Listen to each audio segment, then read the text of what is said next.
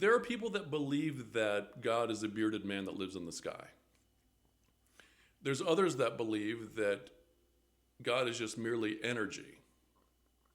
It's this all-knowing, all-being, everywhere.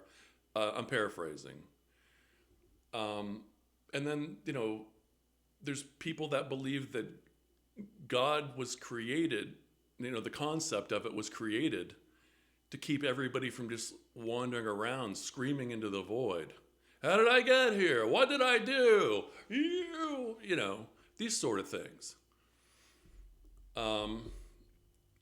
But the interesting fact is that no matter what you believe, if you're devout, if you doubt, or if you're just incredibly confused about the matter, we're all standing on the same rug. So it's something that we're going to have to figure out. And the most interesting thing, not really interesting, kind of the rub or the why, the people who don't believe in God are always the people that want to argue with you about how he doesn't exist, even if you didn't say anything.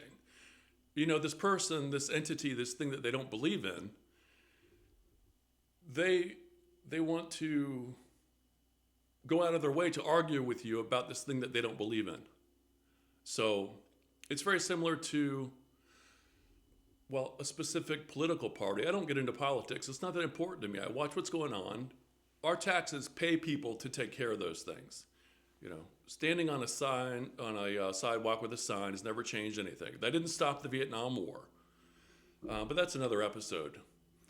But I just thought that was an interesting bit of information. And actually, I was trying to put it into words, and I have an idea in my head. You know how sometimes you can't, you're formulating it, you're layering it, trying to get the thought out. And it's not exactly there yet. So sometimes you see other things that are kind of what you're going for. So I thought about something that Freud said. I may have to paraphrase this because unexpressed emotions don't die. They're buried alive. And they will make another appearance, and usually a pretty nasty way. What I take from that is if you just bury things deep down, it's not going away. You're going to deal with it, and however you deal with things, hopefully it's in a healthy way. But when it does resurface, when it does come out, it's been growing in there. And, maybe you've had a couple of cocktails, and let me tell you, that monster likes to talk if you feel a little loose. But that's just kind of I want to hear your point of view of anything I said. If you completely disagree with me, I'm more interested in that.